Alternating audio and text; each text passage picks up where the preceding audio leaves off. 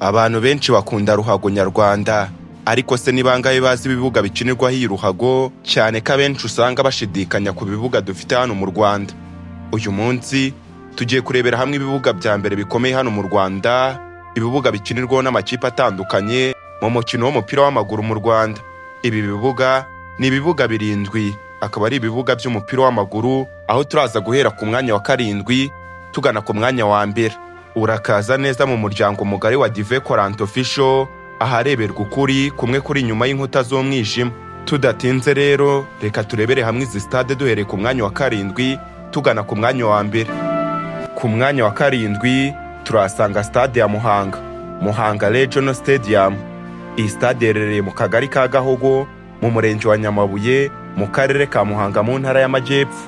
Kugeza aka kanya, iyi stade yakira umubare w'abantu barenga 5,000, ariko ni stade imaze igihe kinini, kandi hari umushinga munini wo kubaka stade nshya y'icyitegererezo ya Muhanga, izaba yakira abantu basaga 40,000. Ku mwanya wa 6 turahasanga stade y'akarere ka Bugesera Stadium. Iyi stade ya Bugesera iherereye mu murenge wa Nyamata mu karere ka Bugesera mu ntara y'Iburasirazuba. Yakira abantu bari hagati 3,000 kugeza ku 5,000, ariko hari n'amakuru avuga yuko ishobora kwagurwa ubundi ikageza ku 10,000.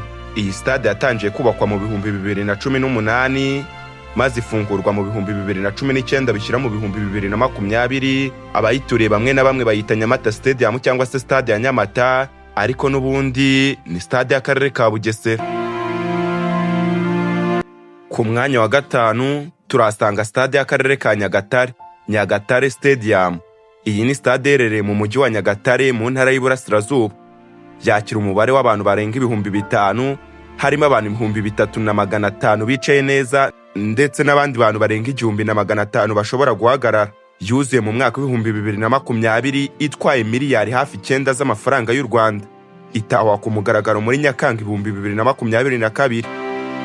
Abaturage bo mu karere ka Nyagatare bakunda kuyita erakazina kati iyi ni impano y'umukuru w'igihugu, kandi koko nibyo. Ku mwanya wa 4 turasanga stade y'akarere ka Rubavu, Umuganda Stadium, stade Umuganda muri make. Iyi ni stade iherereye mu murenge wa Gisenyi, akarere ka Rubavu, intara y'Iburengerazuba. Yakira umubare w'abantu barenga 5,000. Yubatswe bwa mbere mu 1982 binyuze mu muganda w'abaturage, gusa yaje kuvugururwa cyane mu 2015 hitegurwa imikino ya CHAN 2016 yabereye mu Rwanda. Byumvikanisha yuko iyi ni imwe mu mastade akomeye hano mu Rwanda, kuko yakiriye imikino mpuzamahanga. Abaturage benshi cyane bayihimba izina Umuganda Stadium, gusa n'ubundi ni stade y'akarere ka Rubavu. Ku mwanya wa 3 hari stade mpuzamahanga y'akarere ka Huye Stadium. Iyi ni stade iherereye mu murenge wa Ngoma mu karere ka Huye mu ntara y'Amajyepfo. Yakira abantu barenga 10,000, hari n'ibice byavuguruwe bishobora gutuma yakira abantu benshi mu bihe biri imbere. Iyi stade yaje kuvugururwa cyane ubwo u Rwanda rwari rurimo ruritegura amarushanwa ya CHAN yari agiye kubabera mu mwaka w'2016, gusa na nyuma yaho iyi stade yaje kuvugururwa mu mwaka w'2022 kugira ngo ishyirwe ku rwego mpuzamahanga. Iyi stade ya Huye hari abayihimba ngo ni kwa Mukura, bitewe n'uko ariho ikipe ya Mukura Victory Sport ikinira. Ku mwanya wa 2 turasanga Kigali Pele Stadium.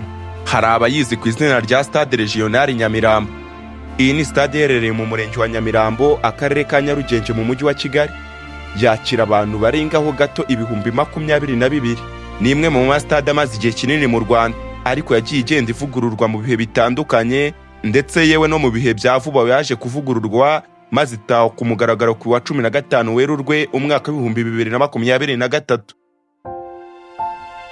Izina yahimbwaga mbere ni Kigali Regional Stadium cyangwa se Stade Regional Nyamirambo. Hari n'abahitaga kuri Tapi Rouge, ariko kuri ubu ngubu yitwa Kigali Pele Stadium. Ku mwanya wa mbere birumvikana hari Stade Amahoro National Stadium. Iyi ni stade iherereye mu murenge wa Remera, akarere ka Gasabo mu mujyi wa Kigali. kuri ubu yakira abantu bangana n'ibihumbi 45,508 bicaye neza. Ni nyuma yo kuvugururwa mu bihumbi 2024.